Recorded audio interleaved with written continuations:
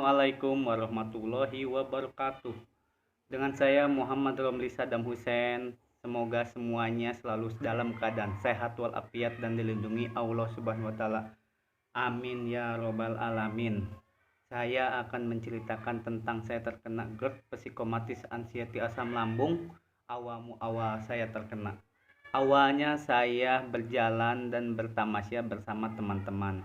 Di situ saya sekitar siang kalau nggak salah deh. Saya memutuskan untuk break istirahat dan makan siang. Sebelumnya sih saya berangkat nggak makan dulu paginya, itu kebiasaan saya. Saya langsung makan siang sekali banyak. Di situ saya nggak makan nasi, saya makan bistik sama empek-empek kalau nggak salah ya, seingat saya. Di situ saya makan empek-empek. Dari situ saya nambah makan 2 kali kalau nggak salah. Emang sih saya hobinya makan. Dari situ ada program pekerjaan, sedikit agak stres. Setelah 2 jam kemudian saya memutuskan untuk pulang ke rumah. Di tengah perjalanan tiba-tiba leher saya terasa kecekik naik dan ganjel. Di situ saya kaget. Akhirnya saya menepi di pinggir jalan ke warung beli minum mineral sama roti kalau nggak salah waktu itu. Akhirnya saya makan roti dan minum. Saya melanjutkan perjalanan lagi. Ternyata setelah di perjalanan lagi, kok malah nambah parah ya. Dari tengah perjalanan malah makin tercekik, makin ngeganjel. Akhirnya saya gelisah di situ, buru-buru pulang ke rumah.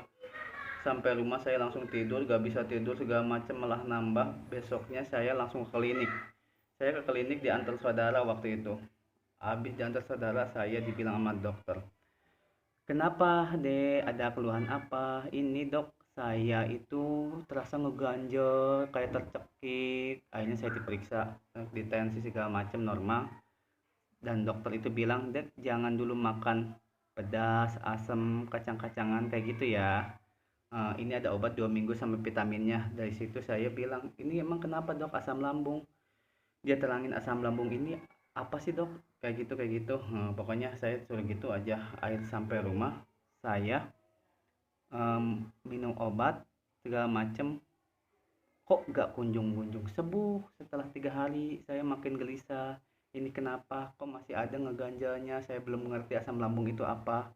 Dari situ saya bilang Umi ya, ke ibu saya, Umi kenapa ya, ini kenapa badan gak enak segala macem, terus tercekik. Kata dokter sih asam lambung tuh kok kayak gini ya, diginiin. Saya sih belum mengerti asam lambung kayak gimana. Waktu itu saya belum pernah ngerasain, mungkin udah pernah ngerasain tapi saya nggak paham itu asam lambung apa bukan dulu dulu. Dari situ saya minum obat selama 2 minggu, ternyata kok nggak ada perubahan juga ya. Akhirnya saya posisi itu mau bulan puasa, waktu itu saya mau ke penyakit dalam, rumah sakit penyakit dalam.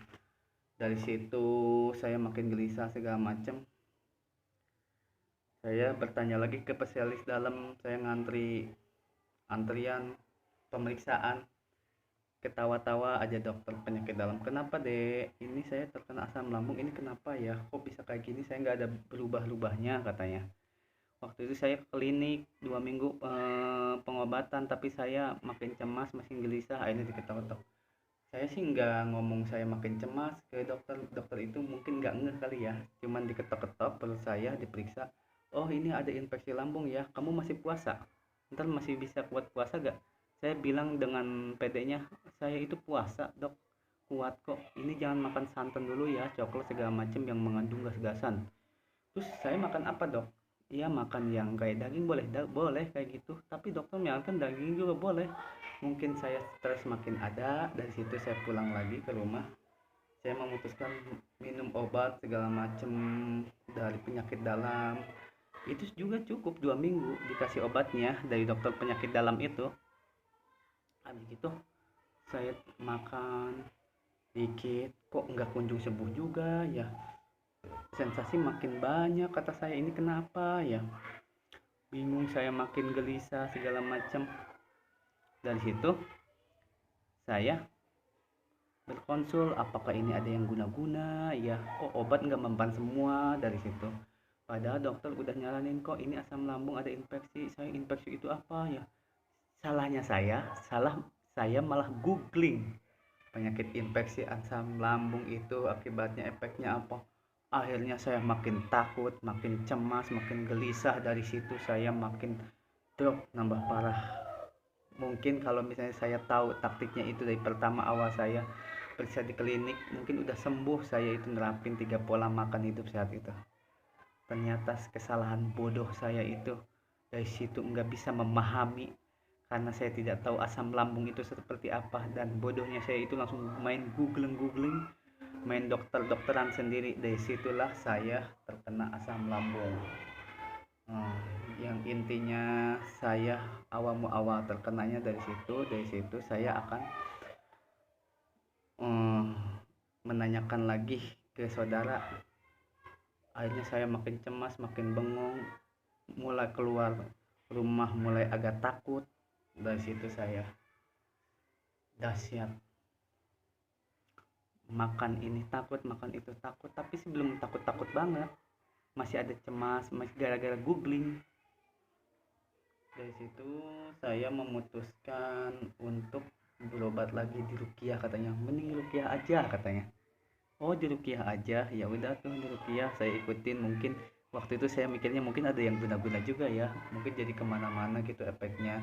Jadi saya mungkin agak pusing, agak cemas, agak ini, tapi kok nggak sembuh-sembuh gitu.